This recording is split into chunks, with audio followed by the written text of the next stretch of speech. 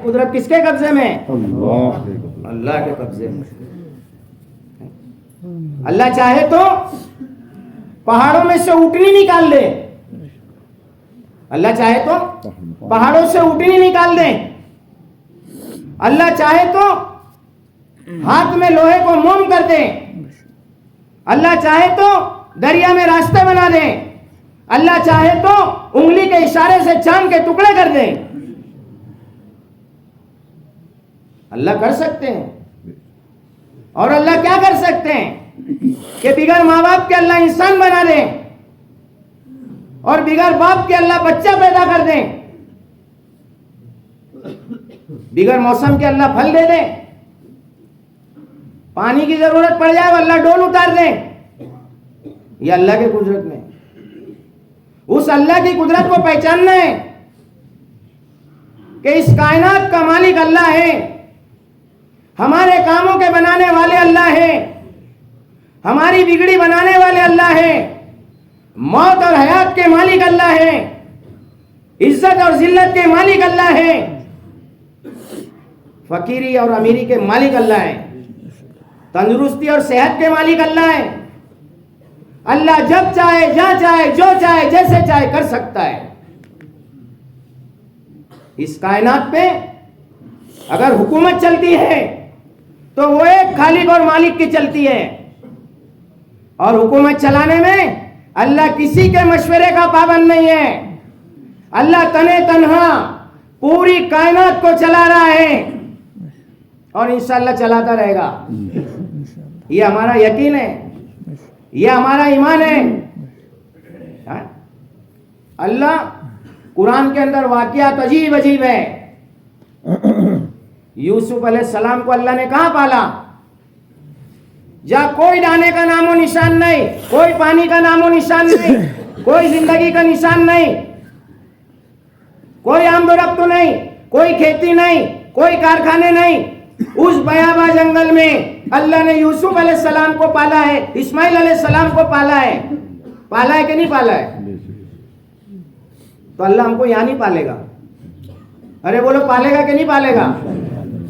अल्लाह पाल रहा है, अल्लाह पाल रहा है और बराबर पाल रहा है, और हर वक्त हर एक की रोजी पहुंचा रहा है। तुम्हारे दुनिया में आने से पहले, अभी तो तुम मां के पेट में नहीं थे, उससे पहले दुनिया में अल्लाह ने तुम्हारी रोजी का इंतजाम कर दिया है। किया कि नहीं किया? कर दिया है। यहां लॉकडाउन लगा था, कितना टाइम लगा था? 2 साल। सब घर में बंद थे ना। फिर रोजी कौन दे रहा था? अल्लाह ही दे। रोजी कहां से आ रही थी? अल्लाह की तरफ से आ रही थी। इसी यकीन को बनाना है। इसी यकीन को बनाने के लिए, इसी यकीन को बनाने के लिए और इसी यकीन को सीखने के लिए हमारे दिलों का यकीन सही हो जावे। ये यकीन को सही कैसे करेंगे? उसके लिए क्या है? मेहनत है, मेहनत है। अगर किसी चीज पे अगर मेहनत ना हो तो वो चीज बनती है? मेहनत के बगैर ईमान बन जाएगा? तो ईमान को बनाने के लिए क्या है? मेहनत है। साहबा ने 11 या 13 साल मुसलसल ईमान को बनाने की मेहनत की है। 13 साल सिर्फ ईमान बना, और ऐसा पुख्ता ईमान बना, अमल कोई नहीं, सिर्फ ईमान बनाया है। साहबा खुद फरमाते हैं, हमने पहले ईमान सीखा, फिर कुरान सीखा, फिर अमल आए हैं, फिर अमल आए हैं। जब पुख्ता यकीन बन गया, जब पुख्ता ईमान बन गया, तो फिर अमलों के जरिए से साहबा उतरवा लेते थे। उतारते कि नहीं उतारते थे? मेरे दोस्तों, हाल जो आते हैं, हाल तो हाल अदलते बदलते रहते हैं। हाल कैसे बदलते? अदलते बदलते रहते हैं। कभी साजगार होते हैं, कभी नासाज होते हैं, होते कि नहीं होते? अरे बोलो, होते हैं ना? तो हाल किसकी तरफ से आता है अल्लाह की तरफ और क्यों आता है? हाल अल्लाह की तरफ से अगर आता है तो क्यों आता है? का हाल अगर आ रहा है तो मेरी अपनी बदअमलियों की वजह से आ रहा है, मेरी अपनी गफलतों के नतीजे में आ रहा है। वरना अल्लाह यूं फरमा रहे हैं कि मैं मेरे बंदे से 70 माओं से ज्यादा मोहब्बत करता हूं। वो अल्लाह तुम्हें फंसाएगा, वो अल्लाह तुम्हारे ऊपर हाल लाएगा, वो बंदों को मुसीबतों में डालेगा। अल्लाह तो फरमा रहा है मैं 70 माओं से ज्यादा मोहब्बत करता हूं, और फिर हाल का हाल आते नहीं है, हाल हम लाते हैं, हाल को हम बुलाते हैं। का किससे बुलाते हो? का हमारी अपनी बदअमलियों से बुलाते हैं, अपने गुनाहों की नौसत की वजह से बुलाते हैं। अब जब हाल आ गया इंसान पे, अब क्या करेगा इंसान? जिंदगी में दीन ना होने की बिना पर, ईमान कमजोर होने की बिना पर हाल को हाल से बदलने की कोशिश करेगा, लेकिन यह अल्लाह का ज़ाब्ता नहीं है। हाल से हाल बदला नहीं करते, हाल तो इंसानों के अमल से बदलते हैं। जब हाल आ गए तो फौरन अल्लाह की तरफ मुतवज्जा हो जाओ। हाल इसके लिए आया है कि तुम मेरी तरफ मुतवज्जा हो जाओ और गौर करो कि इस वक्त मेरा कौन सा अमल खराब है, मेरे कौन से अमलों में खराबी है जिसकी वजह से अल्लाह ने मेरे ऊपर हाल लाया है। और हम क्या करते हैं? एक दुकान है, अब यहां कारोबार ठीक नहीं चल रहा है, का एक दूसरी भी दुकान कर लो। ये शहर में कारोबार नहीं चल रहा है, का शहर बदल लो। अरे तुम दुनिया बदल लो, दुनिया के कारोबार बदल लो। जब तक अमल तुम्हारे सही नहीं होंगे, तुम्हारे हालात भी सही नहीं होंगे। हालात भी सही नहीं होंगे। हालात किससे सही होंगे? हालात अमल से सही होंगे। ये अल्लाह का ज़ाब्ता है, ये अल्लाह का ज़ाब्ता है। जब इंसान अपना ताल्लुक अल्लाह के साथ कवी और मजबूत बनाएगा, ईमान पर मेहनत करके जब ताल्लुक कवी और मजबूत बनेगा तो फिर अल्लाह की मदद आएगी। कमजोर ईमान अमल पे लाएगा? नहीं लाएगा। अगर अमल पे आ भी गया तो अमल में जान नहीं होंगी। अमलों में जान नहीं होंगी, और जब अमलों में जान ही नहीं होगी तो बताओ नमाज और दुआ का क्या मामला होगा? मेरे दोस्तों, ये सारी चीजें अल्लाह के रसूल सल्लल्लाहु अलैहि वसल्लम की सोहबत में रहकर साहबा ने सीखा था और इसको प्रैक्टिकल करके बताया, ताकि रहती दुनिया तक ये इन वजह से दुनिया के इंसान के सबक ले।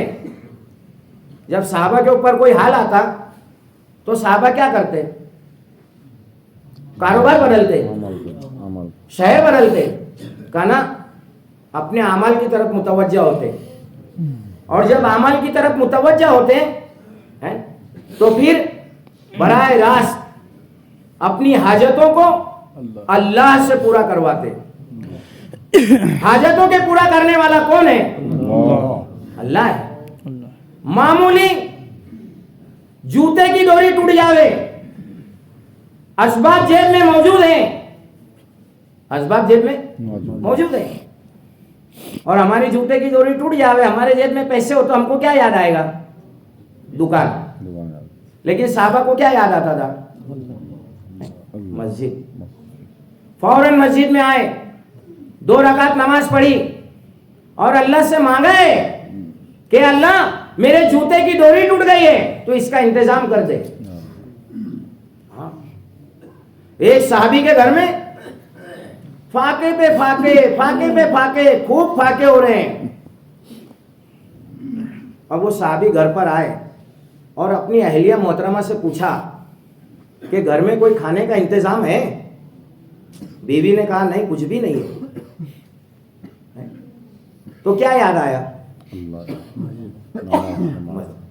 मस्जिद में आए, 2 रकात नमाज पढ़ी और अल्लाह की तरफ मुतवज्जा हुए और अपनी हाजत को अल्लाह के सामने रखा है कि अल्लाह, हाजतों के पूरा करने वाला तू है। मेरे घर में फाके है, इन फाकों को दूर कर दे। फिर वापस घर पर आए, बीवी से पूछा कोई इंतजाम हुआ? तो बीवी ने कहा नहीं हुआ, नहीं हुआ। वापस मस्जिद गए, फिर नमाज पढ़ी, का 4 मरतबा नमाज पढ़ी है, 4 मरतबा, 4 मरतबा। फिर वापस घर पर आए, बीवी से पूछा का कोई इंतजाम हुआ? तो कहा हाँ हो गया। क्या हुआ? कहा हमारे घर में वो कोने में एक पत्थर की चक्की बन पड़ी थी, वो चालू हो गई और उसमें से आटा निकलना शुरू हुआ। मैंने घर के तमाम बर्तन आटों से भर लिए और मैंने उस चक्की पर हाथ रखा, वो चक्की रुक गई। अब ये वाकया सुबह में अल्लाह के रसूल सल्लल्लाहु अलैहि वसल्लम की खिदमत में पेश हुआ कि अल्लाह के नबी, कल मेरे घर में ये वाकया पेश आया। तो अल्लाह के नबी ने फरमाया कि अगर तुम्हारी बीवी उस चक्की पर हाथ नहीं रखती, वो चक्की कयामत तक चलती। और जिस तरीके से हाजी आब जमजम का पानी ले जाते हैं, खजूरें ले जाते हैं, तुम्हारी चक्की का आटा भी ले जाते हैं। ये किस पे हुआ था भाई? नमाज पे हुआ था, अमाल पे हुआ था। इसलिए अपने अमालों को बनाना है और अमाल के जरिए से अपने हालात को दुरुस्त करना है।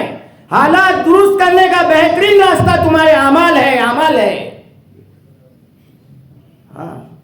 अमाल के बगैर, अमाल के बगैर हालात दुरुस्त नहीं होंगे, हालात दुरुस्त नहीं होंगे।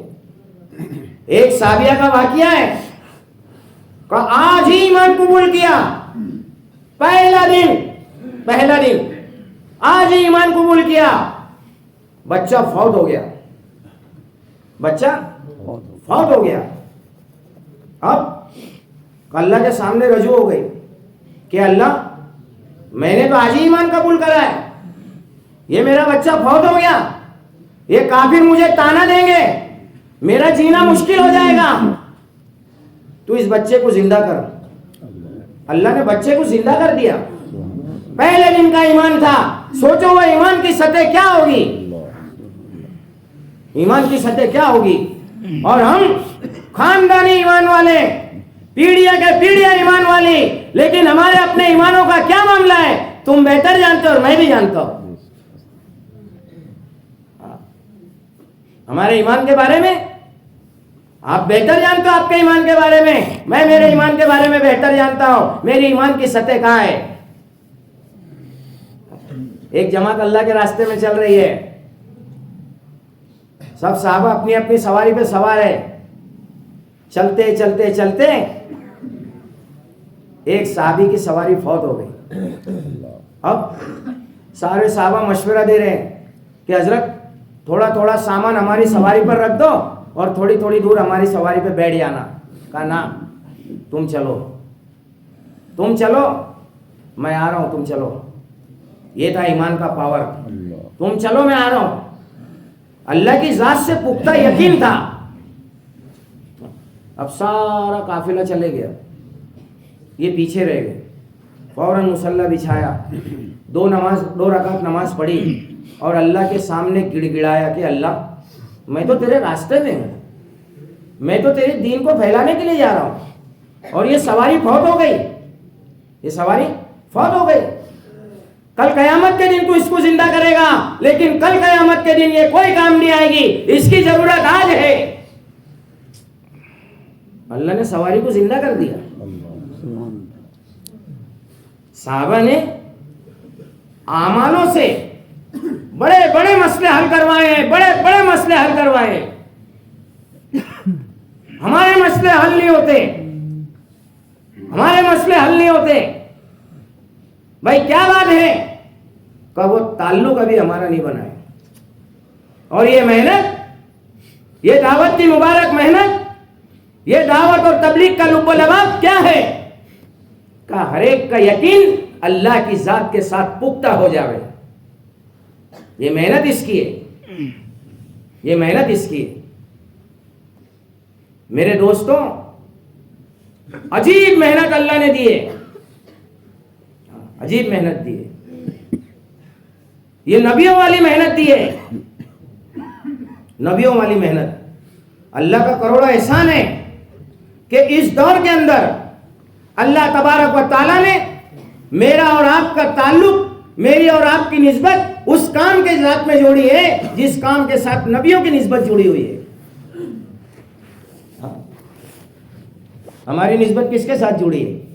नबी वाले काम के साथ निस्बत जुड़ी है। रोजाना दावत का काम करने वाला साथी रोजाना अपना मामूल बना ले कि 2 रकात नमाज हम शुक्राना की पढ़ेंगे इंशाअल्लाह, कि अल्लाह ने उस निस्बत के साथ मेरी निस्बत को जोड़ा है। हाँ मेरे दोस्तों, ये नबियों वाले काम की निस्बत है, नबियों वाले काम की निस्बत है। हाँ। और अल्लाह ने इस उम्मत के हर फर्द को बड़ी जिम्मेदारी के साथ दुनिया में भेजा है। इस उम्मत के हर फर्द को बल्कि अल्लाह ने 2 जिम्मेदारी दी है, 2। हम सब आए हैं, हम 2 जिम्मेदारियों के साथ यहां आए। पहली जिम्मेदारी क्या है? खुद दीन सीखो। और दूसरी जिम्मेदारी, दीन सीखकर दूसरों तक पहुंचाओ। और कब तक की जिम्मेदारी? मौत तक की जिम्मेदारी। हम जिम्मेदार हैं, हम जिम्मेदार हैं। हमारी जिंदगी का कोई मकसद है, हम बेमकसद नहीं आए, हम बहुत बड़े मकसद को लेकर आए। इंसान को अल्लाह ने बेमकसद नहीं बनाया, इंसान को बहुत बड़े मकसद के लिए बनाया है। और इसकी जिंदगी के मकसद को समझाने के लिए अल्लाह तबारक व तआला ने नबियों के सिलसिले को चलाया है, नबियों के सिलसिले को चलाया है। नबी दुनिया में क्यों आए? किस बात के लिए आए? कि लोगों को इनकी जिंदगी का मकसद समझ में आए, ये अल्लाह को पहचानने वाले बने, ये अल्लाह के अहकामों को पूरा करने वाले बने, इनकी जिंदगियों में नबियों की सुन्नत आए, ये अपने काम बनाए रास अल्लाह से बनाए। लेकिन हमने हमारी जिंदगी के मकसद को क्या समझा? हालांकि जिंदगी के मकसद को समझाने के लिए अल्लाह ने आसमान से किताबें भी उतारी है, अल्लाह ने आसमान से किताबें भी उतारी है। का ये किताब क्या है? का कयामत तक के लिए इंसानियत की रहबरी की किताब है। हाँ, कुरान क्या है? हमारी रहबरी की किताब है, रहबरी की किताब है। इसके लिए कुरान को पढ़े तो कुरान को समझ के पढ़े कि कुरान का मुतालबा मुझसे क्या है, कुरान मुझसे क्या चाहता है, कुरान मुझसे क्या चाहता है। हम पढ़ते तो है, अल्हम्दुलिल्लाह, अजर मिलेगा, अजर से खाली नहीं है। अरे उलमा तो यहां तक फरमाते हैं कुरान को देखना भी अजर से खाली नहीं है, पढ़ने की बात तो फिर और है। कुरान को देख लेना, इस पे भी अजर मिलेगा। और कुरान को अगर समझ के पढ़ोगे तो जिंदगी का रास्ता मिलेगा। क्या मिलेगा? जिंदगी का रास्ता मिलेगा कि कुरान का मुझसे क्या मुतालबा है। अल्लाह ने हर नमाज की हर रकात में क्या मंगवाया? हिदायत मंगवाया। इहदिनस सिरातल मुस्तकीम, मांगो सीधे रास्ते की हिदायत। हर नमाज की हर रकात में बस हिदायत मंगवाया, मांगो हिदायत, मांगो हिदायत, मांगो हिदायत, हिदायत मांगो। अगर हिदायत मिल गई और सीधे रास्ते पर आ गए तो अल्लाह हमारी दुनिया और आखिरत दोनों बना देगा। और बिगड़ हिदायत के चले गए तो क्या होगा?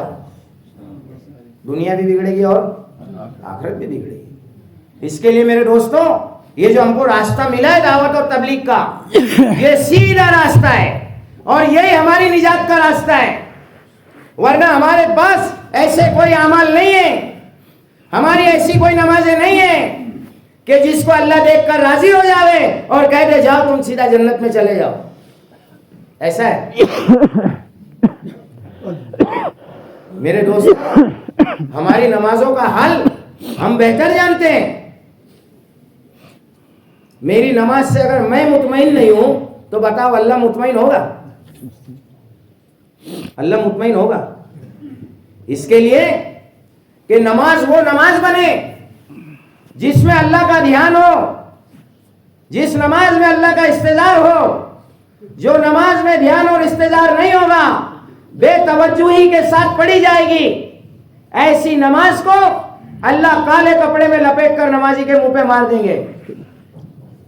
अल्लाह हमारी हिफाजत करे।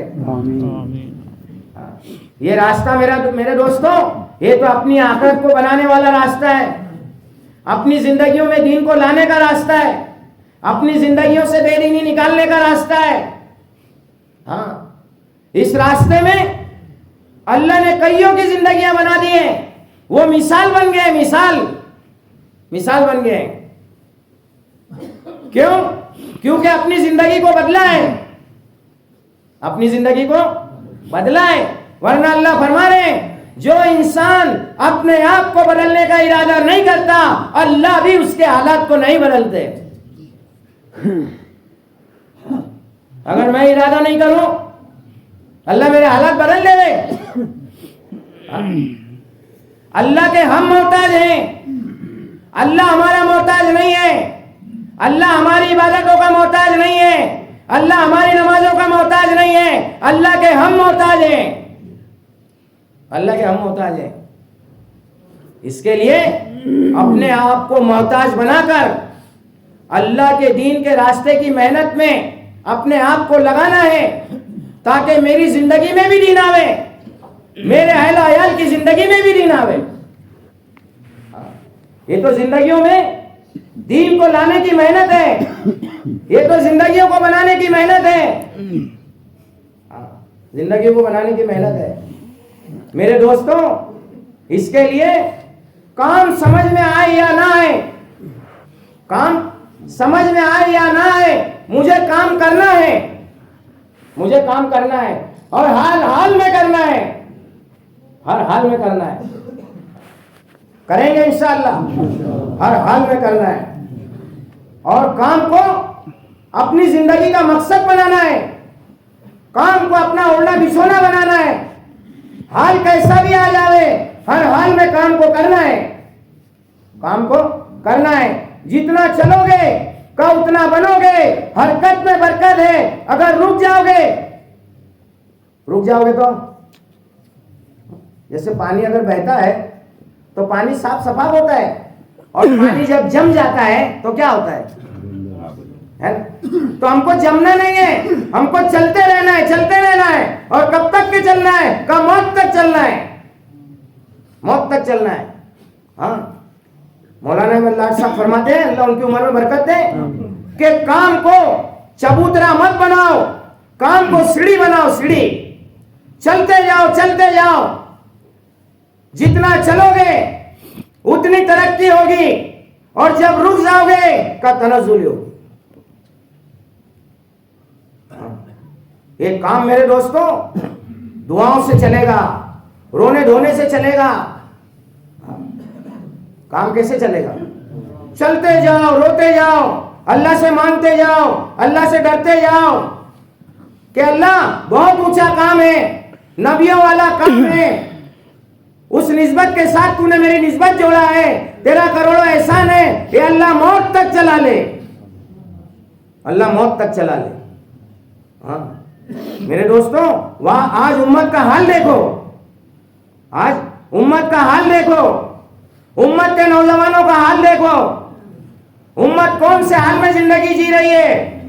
उम्मत बिगैर कलमे के जा रही है, उम्मत बिगैर जनाजे की नमाज के दफन हो रही है।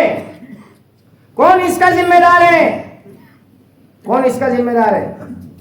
हम जिम्मेदार हैं, हम जिम्मेदार हैं। कल एक वाकया सुनाया था मैंने, वहां एक कारगुजारी हमारी जमात की। हमारी जमात एक मर्तबा आंध्र प्रदेश में चल रही थी। अब बकरीद की ईद थी आइंदा कल। हमारी जमात में एक आलिम साहब थे, तो वहां के जिम्मेदारों ने कहा कि भाई फलाना गांव में कोई खुतबा पढ़ाने वाला नहीं है, आपकी जमात में एक आलिम है, कहा इनको वहां। ठीक है, अमीर साहब ने कहा ठीक है। अब सुबह में फजर की नमाज के बाद उनको मैं लेके निकला 30 किलोमीटर दूर। अब जब हम उस गांव में पहुंचे और ईदगाह पर पहुंचे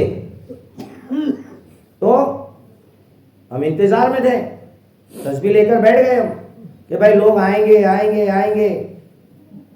अब लोगों ने आना शुरू किया। तो लोग कैसे आ रहे हैं? गुसल करके, नए कपड़े पहन के, शराब पी के खुतबा पढ़ने आ रहे हैं। उम्मत का यह हाल है। इसका जिम्मेदार कौन है? मैं हूं इसका जिम्मेदार। कल कयामत के दिन अल्लाह मुझसे सवाल करेगा कि मैंने तुमको दीन की समझ दी थी, तुमने दीन का क्या हक अदा किया? अल्लाह ने हमको समझ दी है, आज दीन के साथ हम क्या मामला कर रहे हैं? कल कयामत के दिन मैदान महशर में अल्लाह हमसे सवाल करेगा, हमने तुम्हें दीन समझाया था, हमने तुमको दीन की समझ दी थी, कहां तक दीन पहुंचाया? और इस मेहनत को वाकई मेहनत समझ के किया, मेहनत का हक अदा किया, नबी के काम का हक अदा किया? कल पकड़ होगी। इससे कोई बड़ी जिम्मा नहीं है कि मुझे नहीं आता है, मेरी पकड़ नहीं होगी। ऐसा है, रोने की बात है। एक मर्तबा अल्लाह के नबी सल्लल्लाहु अलैहि वसल्लम एक जगह पर खड़े हैं, साहबा भी साथ हैं। उधर से एक मुशरिक का जनाजा गुजरा। अल्लाह के नबी रोने लगे।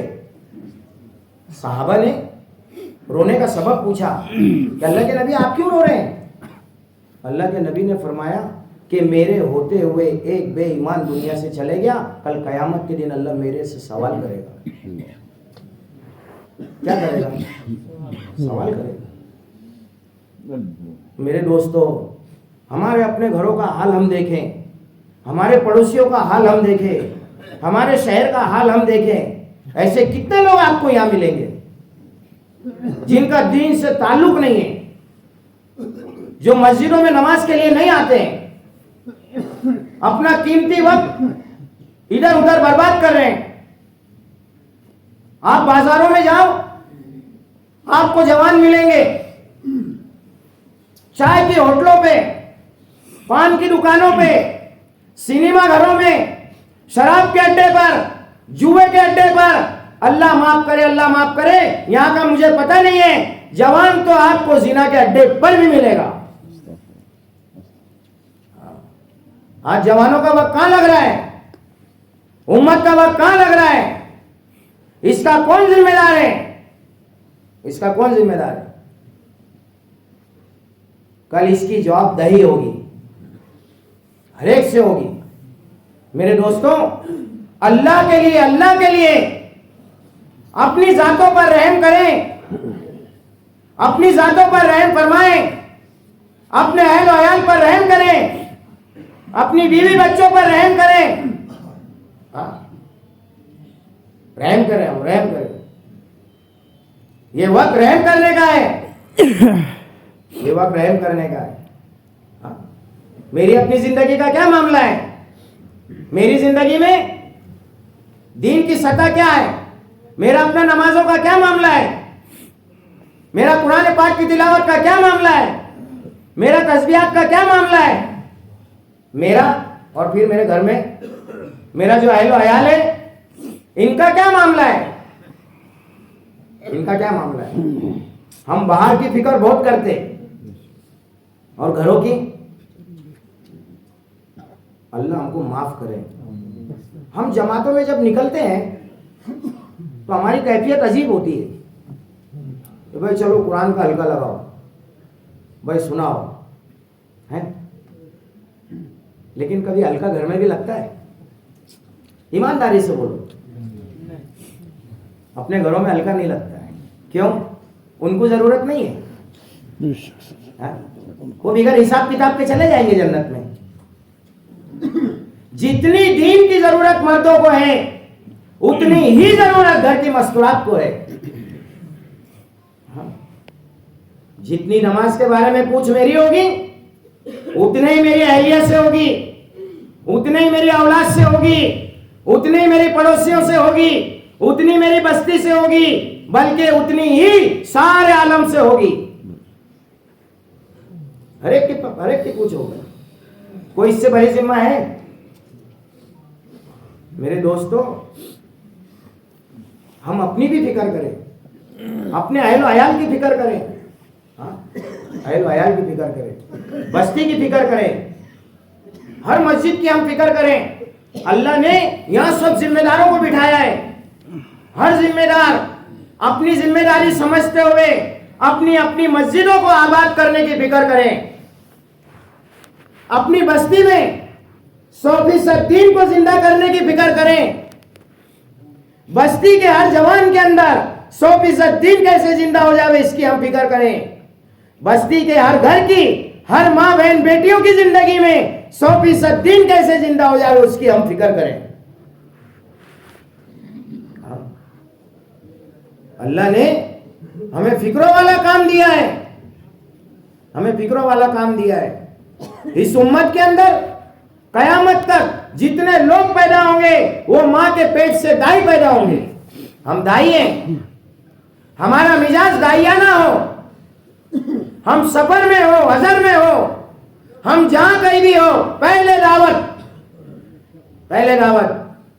बाकी बाद में। क्यों? क्योंकि हम दाई हैं, हमारा मिजाज अल्लाह ने दाइयाना बनाया है। हमारा मिजाज क्या बनाया है? दाइयाना बनाया है। हम दाई हैं। इसके लिए हर इंसान, हर फर्द अपने आप के मुकाम को समझे कि मेरा मुकाम क्या है, मेरा मुकाम क्या है और कितनी बड़ी फिक्रों वाला काम अल्लाह ने मेरे जिम्मे दिया है। और अल्लाह ने क्यों दिया है? अल्लाह ने इस उम्मत के हर फर्द के ऊपर एतमाद किया है कि ये मेरी उम्मत ये नबियों वाला काम करेगी, ये नबियों वाला काम करेगी। हाँ? इसके लिए मेरे दोस्तों, फिक्रों के साथ हमारी फिक्रें एक हो, हमारी फिक्रें एक हो, हमारी धुंध एक हो कि चाहे हाल कैसा भी आ जावे, हाल कैसा भी आ जावे, हर हाल में अल्लाह के दीन की फिक्र, अल्लाह के दीन की मदद हर हाल में करनी है। अल्लाह क्या फरमा रहे? तुम मेरे दीन की मदद करो, मैं तुम्हारी मदद करूंगा। क्या मतलब? मेरे दीन की मदद करो से मतलब ये है कि जितने लोग तुम्हारे पड़ोस में हैं, जितने तुम्हारे घर में हैं, इन तक दीन पहुंचाओ, इनको दीन समझाओ, एक एक के कांधे पे हाथ रखो, इनको इनके सामने अल्लाह की वहदानियत बयान करो, अल्लाह की बड़ाई बयान करो। इनको अमालों पे क्या मिलेगा वो बताओ, अमालों पे क्या मिलेगा वो बताओ, क्योंकि हमारी जिम्मेदारी है ये। अगर हमने हमारी जिम्मेदारी को नहीं समझा तो फिर जिम्मेदारी को क्या समझा? खाना कमाना मर जाना ये जिम्मेदारी है? कहा ना, ये जिम्मेदारी हमारी नहीं है। खाना कमाना मर जाना ये जिम्मेदारी नहीं है। हमारी जिम्मेदारी अपनी आखिरत बनाना है, अपने अहल अयाल की आखिरत बनाना है। हम तो पूरे आलम की आखिरत को बनाने के जिम्मेदार है। हाँ, हम जिम्मेदार बन के आए। इसके लिए हर एक जो है वो अपनी जिम्मेदारी को समझे कि मैं कितने बड़े काम का जिम्मेदार हूं। ये जिम्मेदारी का सहाबा ने समझी थी, समझी थी कि नहीं समझी थी? अगर सहाबा ना समझे होते तो आज हम दीन से महरूम होते। अल्लाह उनको जज़ाए खैर दे। ये उम्मत तक जो दीन पहुंचा है ये उनकी कुर्बानियों के नतीजे में पहुंचा है। उनकी जानें लगी, उनका माल लगा, उनकी गर्दनें कटी, उनके टुकड़े टुकड़े हो गए, उनकी बीवी बेवा हो गई, उनके बच्चे यतीम हो गए, घर बार छूट गया, जिला वतन हो गए। भाई किस बुनियाद पर? अल्लाह के दीन की बुनियाद पर, कि रहती दुनिया तक अल्लाह का दीन दुनिया के हर कच्चे पक्के मकान में दाखिल हो जावे। का इस बुनियाद पर साहबा ने कुर्बानियां दी है। दीन की खातिर गला कटाना आसान, घर बार छोड़ना आसान, जिला वतन होना आसान, औलाद को छोड़ना आसान, सब आसान था। किस बुनियाद पर? का अल्लाह के दीन की बुनियाद पर। का मेरे होते हुए दीन में जर्रा बराबर भी कमी आ जावे, का ये नहीं हो सकता, ये नहीं हो सकता। अबू बकर की लाश को कुत्ते खींचते ले जावे, का ये तो हो सकता है। अज़वाज मुत्तहरात की लाशों को कुत्ते खींचे, का ये तो हो सकता है। लेकिन दीन में जर्रा बराबर कमी आ जावे, का ये नहीं हो सकता। अबू बकर बर्दाश्त नहीं कर सकता है। हाँ, ये जज्बे थे, ये जज्बे थे। अबू बकर रजी अल्लाह ताला अन्हु ने जब अल्लाह के नबी सल्लल्लाहु अलैहि वसल्लम का विसाल हुआ, अल्लाह के नबी रुखसत हो गए, का वही फिक्र नबी की, वही फिक्र नबी की का उम्मत में मुंतकिल हो गई, उम्मत में मुंतकिल हो गई। और कैसी फिक्रें, कैसी फिक्रें? अबू बकर रजी अल्लाह ताला अन्हु के बारे में आता है, उम्मत का इतना गम था, इतना गम था, अपने आप को इतना जलाया, इतना जलाया, अपने आप को इतना रुलाया, इतना रुलाया। जहां आप सोते थे वहां बिल्ली चक्कर मारती थी। भाई क्या बात है? का अंदर के कलेजे के जलने की बदबू आती है। इतना कलेजा जलाया है उम्मत के गम में, हाँ, इतना जलाया है उम्मत के गम में, इतने कुड़े हैं, कोई मामूली बात है? ये उम्मत का गम था, ये उम्मत के साथ हमदर्दी थी, ये उम्मत के साथ खैर खवाई थी, कि हमारे होते उम्मत का एक फर्द भी बिगैर कलमे के दुनिया से ना जावे, वरना कल इसके जिम्मेदार हम होंगे। इसके जिम्मेदार कौन होगा? हम होंगे। जब अबू बकर रजी अल्लाह ताला अन्हु ने कलमा पढ़ा, इस्लाम में दाखिल हो गए, अल्लाह के नबी से पूछा, हे अल्लाह के रसूल सल्लल्लाहु अलैहि वसल्लम, अब मेरा क्या काम है?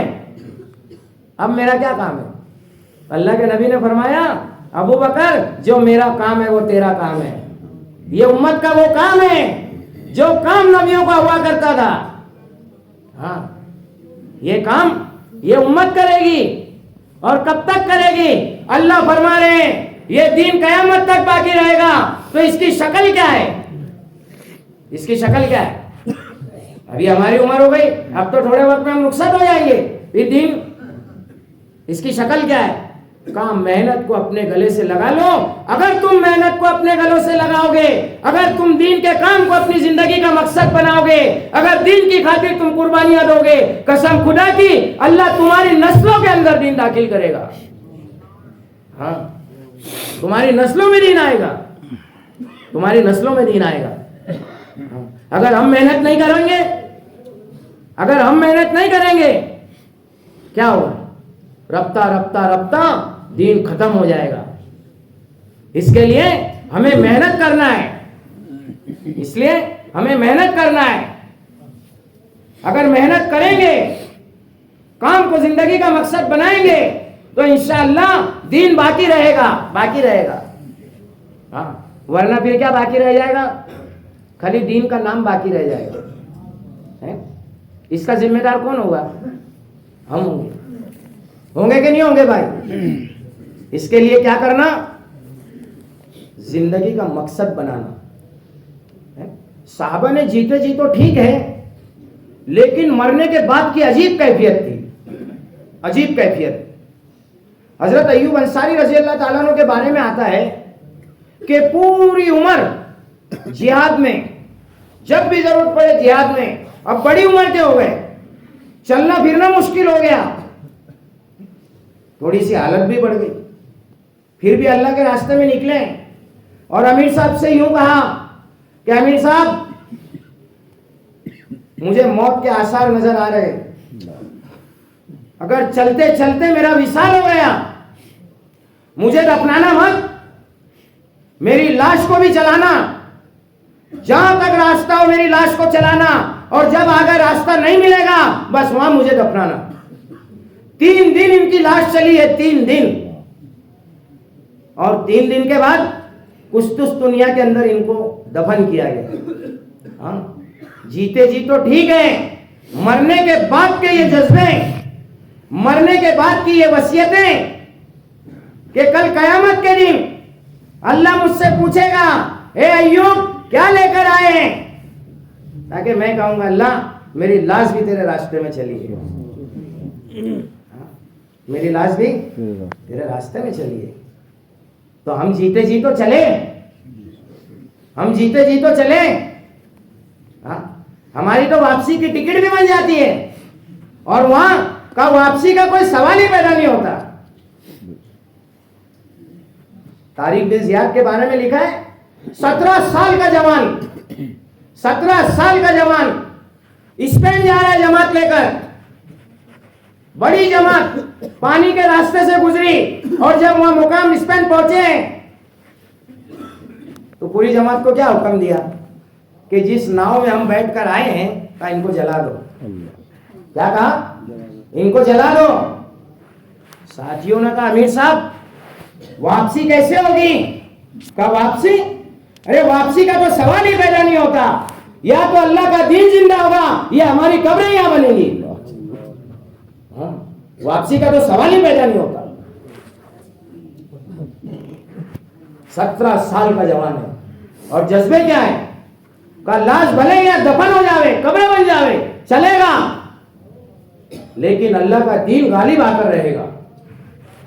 हमेशा अल्लाह के दीन को गालिब।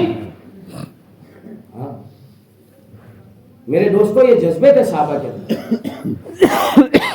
ये जज्बे थे। अजीब अजीब वाकयात किताबों में आपको मिलेंगे। ये काम जो है ये फिक्रों वाला काम है। एक दूसरे की फिक्र करना है, एक दूसरे के बारे में सोचना है। एक मर्तबा अब्दुल रहमान बिन औफ रजी अल्लाह ताला अन्हु ने सारे मदीने की दावत की, सारे मदीने की। माल की फुतवात हुई। इनके पहले के वाकयात तो अजीब गरीब है, लेकिन जब आप इधर आ गए मक्का से मदीना, और जब फतवात के दरवाजे खुले तो किताबों में लिखा है कि इनके पास इतना माल था, इतना माल था। इनकी 4 बीवियां थी। जब सोना तकसीम हुआ तो कुरानी से तोड़ना पड़ा, इतना माल था। और एक जमाना तो ऐसा था, खाने कुछ नहीं था। चलो खैर, वो वाकया नहीं करना है। अब मदीना वालों की दावत की, अब पूरे मदीने वाले आ रहे हैं, खा रहे हैं, जा रहे हैं, आ रहे हैं, खा रहे हैं, जा रहे हैं। अल्लाह के नबी सल्लल्लाहु अलैहि वसल्लम की तशरीफ ले आए। अल्लाह के नबी ने खाना नोश फरमाया, आप वापस जाने लगे। तो मस्जिद नबवी में आपकी नजर पड़ी। देखा एक शख्स बड़ी गहरी सोच में बैठा है। अल्लाह के नबी अंदर गए और कहा, ऐ फला, क्या बात है, क्या सोच रहे हो? वो साहबी खड़े हुए और कहा, अल्लाह के नबी, मैं ये सोच रहा हूं कि किस तरह मेरे माँ बाप भी कलमा पढ़ ले और जहन्नम से बचकर जन्नत में जाने वाले बने। तो अल्लाह के नबी सल्लल्लाहु अलैहि वसल्लम की जबान से बेसाख्ता ये अल्फाज निकले कि अबू बकर पूरी मदीना की दावत कर दे, लेकिन तेरी सोच के अजर को नहीं पहुंच सकता। सोचने पे इतना अजर मिलेगा, फिक्रों पे इतना अजर मिलेगा, तो मेरे दोस्तों काम पे क्या मिलेगा? काम पे क्या मिलेगा? हम काम को काम बनाएं। हम क्या करें? काम को काम बनाएं, काम को जिंदगी का मकसद बनाएं।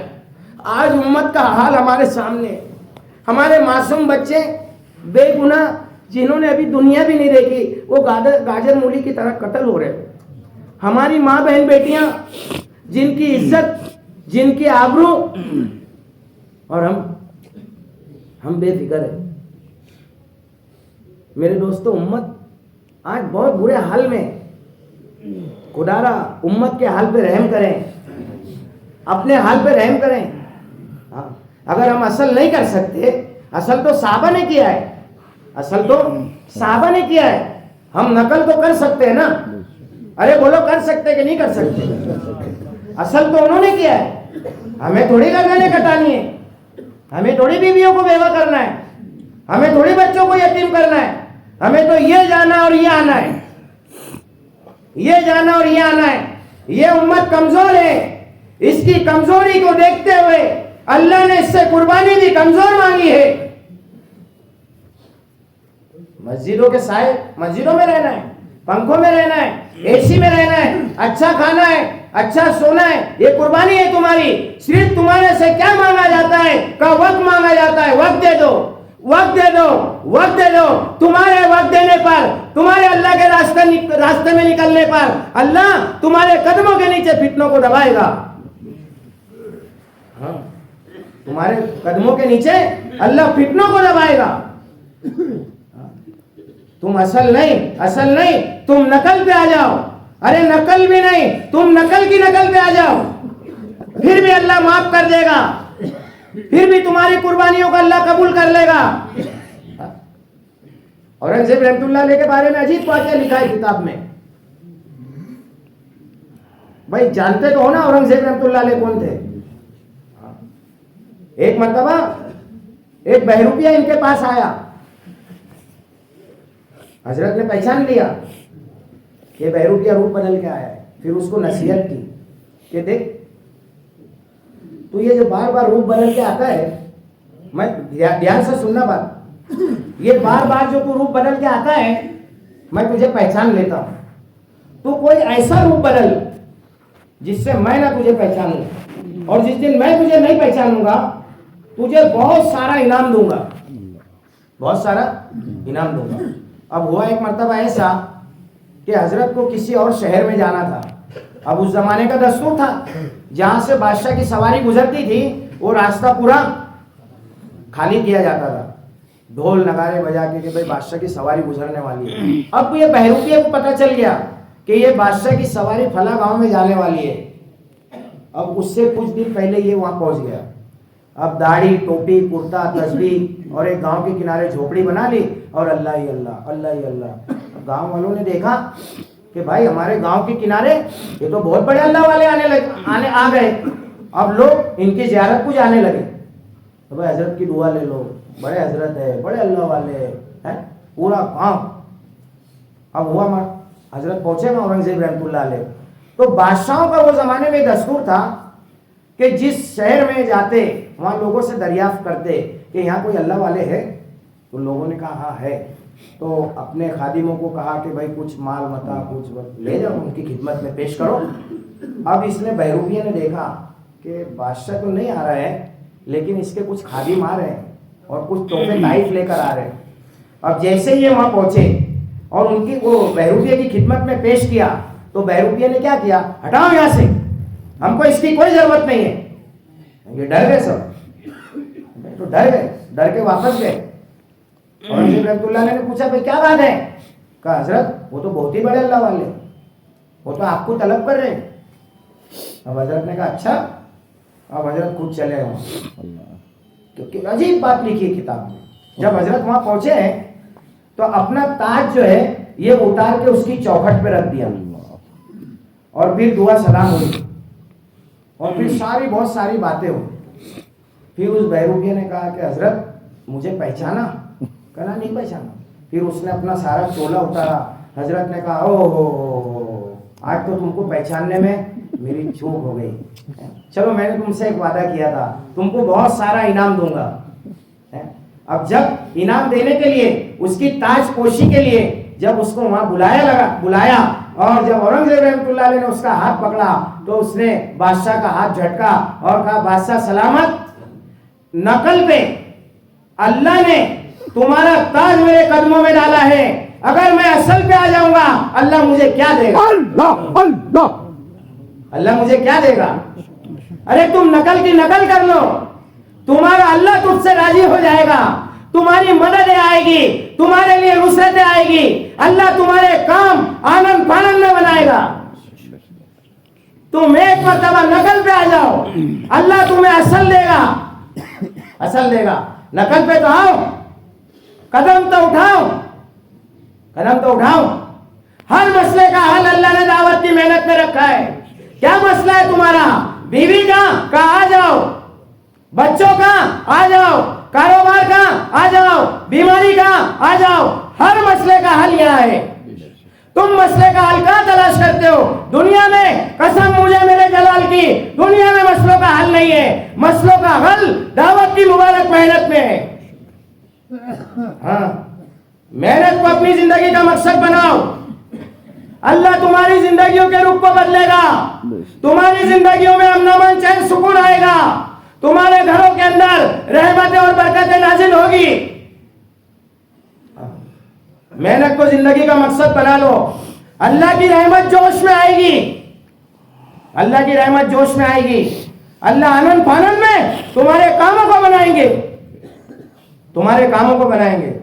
एक मर्तबा कदम उठा लो, अल्लाह की जात पे तवक्कुल कर लो कि काम के बनाने वाले अल्लाह है। काम के बनाने वाले अल्लाह है। अल्लाह के अलावा बाकी सब गैरुल्लाह है। बाकी सब गैरुल्लाह है। हाँ, हमारे काम अगर बनेंगे वो अल्लाह बनाएंगे। अल्लाह के अलावा कोई नहीं बनाएगा। बाकी सब गैरुल्लाह है। सब लेने वाले हैं। ना अली देने वाला है, ना वली देने वाला है। देने वाला वाहिद एक अल्लाह है। एक अल्लाह है। इसके लिए मेरे दोस्तों, इस काम को अपनी जिंदगी का मकसद बना ले। मौत तक इस काम को करना है। हर हाल में इस काम को करना है। हाँ, ये काम है मेरे दोस्तों, ये काम है। इसके लिए अल्लाह की जात के ऊपर तवक्कुल करते हुए, अल्लाह की जात के ऊपर यकीन करते हुए अंदर से हम इरादा कर लें, इंशाअल्लाह हमारी भी जिंदगी बनाना है, हमारे अहल व अयाल की जिंदगी बनाना है। इसके लिए हमें भी अल्लाह के रास्ते की मेहनत के लिए निकलना है। हाँ, निकलना है। इसके लिए मेरे दोस्तों, दीन सीखना है, ईमान और यकीन को सीखना है, अपनी बिगड़ी जिंदगियों को बनाना है, अपने अहल व अयाल की जिंदगियों को बनाना है, पूरे आलम की जिंदगियों को बनाना है। अल्लाह की जात पे तवक्कुल करो। अल्लाह की मददें आएगी और जरूर आएगी, जरूर आएगी। जैसी मददें सहाबा की आई है, कैसी मददें हमारी भी आएगी। कल भी अल्लाह वो था, आज भी अल्लाह वो है। अल्लाह नहीं बदला, अल्लाह वही है। भाई क्या बदला? तो मेरा और तुम्हारा यकीन बदला। और ये यकीन को बनाने की मेहनत है। ये यकीन को बनाने की मेहनत है। हाँ, जब अंदर का यकीन बन जाएगा, हमारे साथ अल्लाह की मदद शामिल हाल होगी। अल्लाह की मदद शामिल हाल होगी। पहले कदम उठाएं, पहले कदम उठाएं कि इंशाअल्लाह मुझे भी मेरी आखिरत बनाने की फिक्र है। मैं भी अल्लाह के रास्ते में निकलूंगा। मैं भी ये कुर्बानी देने के लिए तैयार हूं। हाँ, पहले कदम कौन उठाएगा? का हम उठाएंगे। फिर अल्लाह की मदद शामिल हाल होगी। ये कुर्बानी वाला रास्ता है। दीन कुर्बानियों से आया है और कुर्बानियों से चलेगा और कुर्बानियों से बाकी रहेगा। हाँ मेरे दोस्तों, ये कुर्बानियों वाला काम है। जब एक दाना जमीन में जाता है, अपने वजूद को खत्म करता है, अपने आप को मिटाता है, उस एक के मिटने पर अल्लाह अनेक को वजूद देता है। देता है कि नहीं देता है? हाँ, ये कुर्बानी वाला काम है। ये कुर्बानियों वाला काम है। और क्या कुर्बानी हमारी? क्या कुर्बानी? हमसे तो अल्लाह ने वक्त की कुर्बानी मांगा है। वक्त की कुर्बानी का खाली वक्त की कुर्बानी दे दो, बाकी तुम उसकी फिक्र मत करो। हम तुम्हारे मुआफिज हैं। तुम्हारे खाने का, तुम्हारे खर्चे का, तुम्हारे सोने का, तुम्हारे बीवी बच्चे का मैं मुआफिज हूं। मेरी जात पे तवक्कुल कर लो और अल्लाह के रास्ते में निकल जाओ। हाँ, अल्लाह के रास्ते में निकल जाओ। इसके लिए मेरे दोस्तों, अल्लाह के रास्ते में जाना है, अल्लाह के रास्ते में निकलना है। हाँ, हम जब तक निकलेंगे नहीं, बात समझ में आएगी नहीं। जब तक हम कुर्बानियों पे आएंगे नहीं, बात समझ में आएगी नहीं। अगर